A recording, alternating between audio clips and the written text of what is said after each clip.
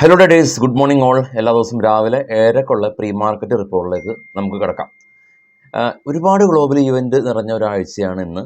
ഈ ഒരാഴ്ച നമ്മളെ സംബന്ധിച്ച് ഈ ഒരാഴ്ചയിൽ ഒരു ദിവസം മാർക്കറ്റ് അവധിയുണ്ട്. എന്നാൽ യു എസിലെ ഇൻഫ്ലേഷൻ ഡേറ്റ, യു എസിലെ ഇനീഷ്യൽ ജോബ്ലെസ് ക്ലെയിം ഡേറ്റ, ചൈനയിലെ ഇൻഫ്ലേഷൻ ഡേറ്റ, യൂറോസോണിലെ ഇൻട്രസ്റ്റ് റേറ്റ് ഡിസിഷൻ ഡേറ്റ, ജർമ്മനിയിലെ ഇൻഫ്ലേഷൻ ഡേറ്റ, യു കെയിലെ GDP ഡേറ്റ, അങ്ങനെ എല്ലാ രാജ്യങ്ങളിലും ഏറ്റവും പ്രധാനപ്പെട്ട ഗ്ലോബൽ ഈവൻറ്റുകൾ കവർ ആവുന്ന ഒരാഴ്ചയാണ് ഇത്.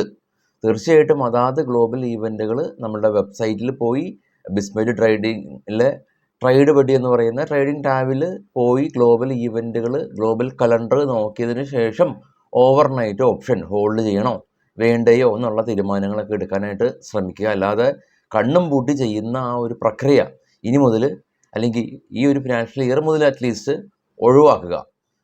ഇനി ഈ പെട്ടെന്ന് നമുക്ക് ഗ്ലോബൽ ഈ മാർക്കറ്റ് നോക്കുകയാണെങ്കിൽ ആദ്യം ഗ്ലോബൽ മാർക്കറ്റിനെ നോക്കാം. ഏറ്റവും ടോപ്പിൽ കാണാം ഗോൾഡ്. $2,305 ഗോൾഡ്. അതിശക്തമായിട്ട് മുന്നേറുകയാണ്.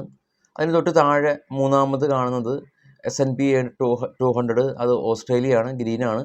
ചൈന ഗ്രീനാണ്. കൊറിയ, ജപ്പാൻ എല്ലാം തന്നെ ആസ് ഓഫ് നൗ ഗ്രീനാണ്. ഡോ ഫ്യൂച്ചർ ഇപ്പോൾ ട്രേഡ് ചെയ്യുന്നത് പോസിറ്റീവാണ്, ഗ്രീനാണ്.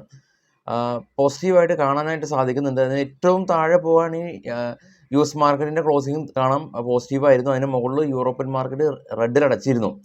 അതായത് കഴിഞ്ഞ വെള്ളിയാഴ്ച ദിവസം US മാർക്കറ്റ് ഗ്രീനിൽ ക്ലോസ് ചെയ്യാൻ സാധിച്ചു, യൂറോപ്യൻ മാർക്കറ്റ് റെഡിൽ അടച്ചിരുന്നു.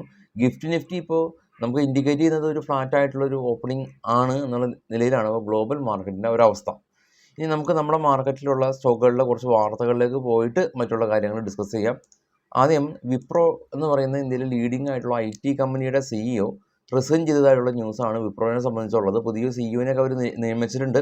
എനിവേ ഈ റിസൈൻ ചെയ്യുന്ന CEO ഈ മാസം എൻഡ് വരെ ഉണ്ട്. പക്ഷേ ടോപ്പ് ലെവലിൽ നിന്ന് റിസൈൻ ചെയ്യുന്ന രണ്ടാമത്തെ ഒരു ആളാണ് വിപ്രോനെ സംബന്ധിച്ച്.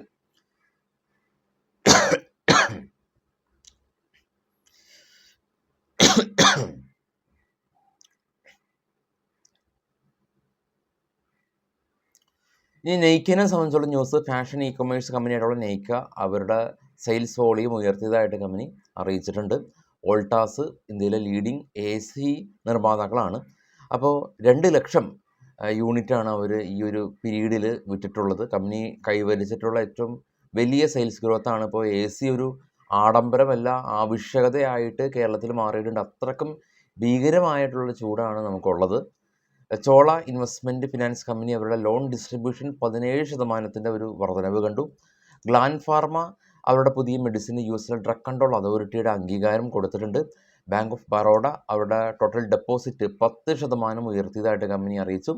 ബാങ്ക് ഓഫ് ഇന്ത്യ അവരുടെ ടോട്ടൽ ഡെപ്പോസിറ്റും 10% ഉയർത്തിയതായിട്ട് കമ്പനി അറിയിച്ചു.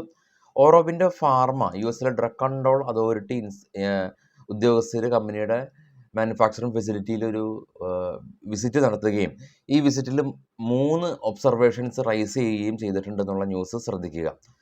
ഗുജറാത്ത് പിപ്പാവാവ് പോർട്ട് കമ്പനി ഹോണ്ടയുടെ എലിവേറ്റ് എന്ന് പറയുന്ന ഒരു കാറുണ്ട്, ഒരു പുതിയ ഒരു SUV ക്രോസ് ഒരു വണ്ടിയാണ്. വണ്ടീനെ സംബന്ധിച്ചുള്ള ന്യൂസ് അല്ല. ഇവ ഈ ഒരു എലിവേറ്റ് ജപ്പാനിലേക്ക് എക്സ്പോർട്ട് ചെയ്യാനായിട്ടുള്ളൊരു ഓർഡർ ഈ ഗുജറാത്ത് പിപ്പാവാവ് പോർട്ടായിട്ട് കമ്പനി ധാരണയായിട്ടുണ്ട്, അല്ലെങ്കിൽ സൈൻ ചെയ്തിട്ടുണ്ടെന്നുള്ള ന്യൂസാണ്. ഗുജറാത്തിലെ ലീഡിംഗ് പോർട്ടാണ്. മാരുതിയൊക്കെ ഇവരുടെ വാഹനങ്ങൾ കയറ്റുമതി ചെയ്യാനായിട്ട് ലോങ് ടൈം എഗ്രിമെൻറ്റ് സൈൻ ചെയ്തൊരു പോർട്ടാണ്. അദാനി വിൽമറും ഇവരുടെ സെയിൽസ് വോളിയം 4% വർദ്ധിച്ചതായിട്ട് കമ്പനി അറിയിച്ചിട്ടുണ്ട്. മഹേന്ദ്ര EPC ഇറിഗേഷൻ കമ്പനി 13 കോടി രൂപയുടെ ഒരു ഓർഡർ കിട്ടിയതായിട്ട് കമ്പനി അറിയിച്ചു. PNB പഞ്ചാബ് നാഷണൽ ബാങ്കും ഇവരുടെ ടോട്ടൽ ഇൻകവും അഡ്വാൻസും വർദ്ധിച്ചതായിട്ട് ബാങ്ക് പറയുന്നുണ്ട്. ഷാൽബി കമ്പനി ഇൻഡസ്ഇൻഡ് ബാങ്കായിട്ട് പുതിയ ഒരു ടൈപ്പ് ഏർപ്പെട്ടു. ഇൻഡസ്ഇൻഡ് ബാങ്കിൽ നിന്നൊരു പുതിയൊരു ഓർഡർ ഷാൽബിക്ക് ലഭിച്ചിട്ടുണ്ട്.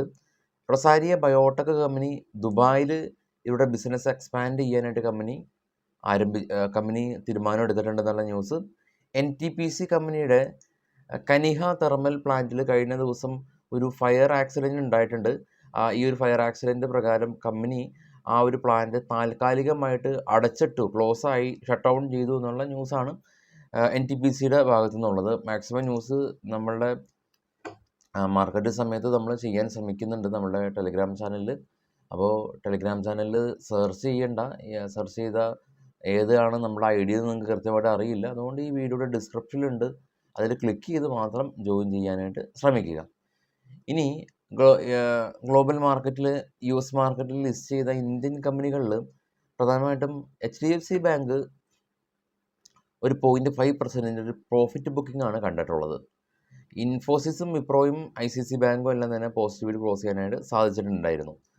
ഇന്ന് പ്രധാനമായിട്ടും നമുക്ക് 2 എക്സ്പയറി നോക്കാം. ഇന്ന് ആക്ച്വലി ബാങ്ക് എക്സിൻ്റെ എക്സ്പയറിയാണ്. പിന്നെ നാളെ ഫിനാൻഷ്യൽ നിഫ്റ്റിയുടെ എക്സ്പയറി, അതിനുശേഷം നിഫ്റ്റി ബാങ്കിൻ്റെയും പിന്നെ നിഫ്റ്റിയുടെ എക്സ്പയറിയാണ്. അപ്പോൾ നമ്മൾ പ്രധാനമായിട്ടും ഏറ്റവും നിയറസ്റ്റ് ആയിട്ടുള്ള എക്സ്പയറി ആയിട്ടുള്ള നിഫ്റ്റിയുടെ എക്സ്പയറിയാണ് എടുത്തിട്ടുള്ളത്. അതീവ ബുള്ളിഷായിട്ടാണ് നമുക്ക് കാണാൻ സാധിക്കുന്നത്. കാരണം PCR എല്ലാം തന്നെ 3.58 എന്ന നിലയിലാണ്. അഡ്ഡമണിയായിട്ടുള്ള 21,550 തൊട്ട് ഇപ്പറയുള്ള 21,500 സിവിയറായിട്ട് പുട്ട് ഷോർട്ട് ചെയ്തിട്ടുള്ളത്. അതുകൊണ്ട് തന്നെ PCR 3.58.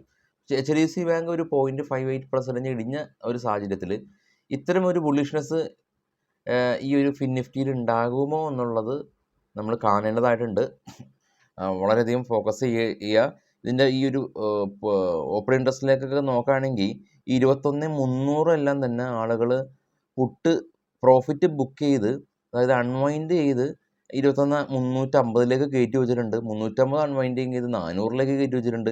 ഈവൻ 450 അൺവൈൻഡിങ് ചെയ്ത് 500 കയറ്റി വെച്ചിട്ടുണ്ട്. അത് ആളുകൾ കുറച്ചും കൂടി ഗ്രീഡി ആയിട്ടുള്ള ഒരു അവസ്ഥയിൽ പോയിട്ടുണ്ട്. എനിവേ 2 ദിവസം ടൈം ഡിക്കേയുടെ ഒരു ബെനിഫിറ്റ് കിട്ടുമെങ്കിലും കുറച്ചധികം ഫോക്കസ് ചെയ്യുക. കാരണം PCR ഇത്ര അധികം അതിതീവ്രമായ രീതിയിൽ 3.58 ആയിട്ട് കണ്ടിട്ട് കുറച്ച് നാളായി നിഫ്റ്റി. ഇനി നിഫ്റ്റിയിൽ കൂടി നമുക്ക് നോക്കാം. നിഫ്റ്റിയുടെ നോക്കുമ്പോൾ ഏകദേശം ഒരു ധാരണയാവും. നിഫ്റ്റിയുടെ നോക്കുമ്പോൾ കാണാം, നിഫ്റ്റി അത്ര ബുള്ളിഷ് അല്ല നിഫ്റ്റി പോലെ. PCR 0.9 ആണ്, 1ൽ താഴെയാണ്. മേജർ റെസിസ്റ്റൻസ് സോൺ 22,800 എന്ന നിലയിലാണ്. അപ്പോൾ തീർച്ചയായിട്ടും ഇതൊക്കെയാണ് നമുക്ക് കാണാൻ സാധിക്കുന്ന ഒരവസ്ഥ. ഗ്ലോബൽ ഈവൻറ്റുകൾ ഒരുപാടുള്ള ഒരു ആഴ്ചയാണ്. കഴിഞ്ഞ കുറേ നാളുകളായിട്ട് ഗ്ലോബൽ ഈവൻറ്റുകൾ അത്ര പ്രശ്നക്കാരൻ ആയിട്ടില്ല നമ്മുടെ മാർക്കറ്റിൽ. നമ്മുടെ മാർക്കറ്റിൽ ഗ്ലോബൽ ഈവൻറ്റുകളെല്ലാം തന്നെ നമ്മൾ വിസ്മരിച്ച് നമ്മളുടെ ഇൻഫോസിസിൻ്റെയും TCSൻ്റെയും HDFC ബാങ്കിൻ്റെയും റിസൾട്ടും അതുണ്ടാക്കുന്ന ഇമ്പാക്റ്റും ലോക്സഭാ ഇലക്ഷൻ ഉണ്ടാക്കുന്ന ഇമ്പാക്റ്റുകളെല്ലാം തന്നെ മറ്റു ഭാഗത്ത് നമുക്കുണ്ട്. ഇനി ഇന്ത്യയുടെ ഭാഗത്തു നിന്ന് ഒരു ഈവൻ്റ് ഉണ്ട്, അത് അത്ര ഇമ്പോർട്ടൻ്റ് ഉള്ള ഒരു ഈവൻ്റ് അല്ലാത്തത് കൊണ്ടാണ് നമ്മൾ ഗ്ലോബൽ ഈവൻറ്റിൽ കവർ ചെയ്യാത്തത്. അപ്പോൾ 4 ദിവസമാണ് ട്രേഡിൻ്റെ ഉണ്ടാവുക. കുറച്ചും കൂടിയും ഷോർട്ടാവും. മറ്റുള്ള എല്ലാ ഈവൻ സെൻസെക്സ് എല്ലാം തന്നെ വ്യാഴാഴ്ച ദിവസത്തിലേക്ക് മാറുകയും വ്യാഴാഴ്ച ദിവസം നിഫ്റ്റിയുടെ ഒപ്പം തന്നെ സെൻസെക്സ് എക്സ്പയറി ചെയ്യപ്പെടുകയും ചെയ്യും.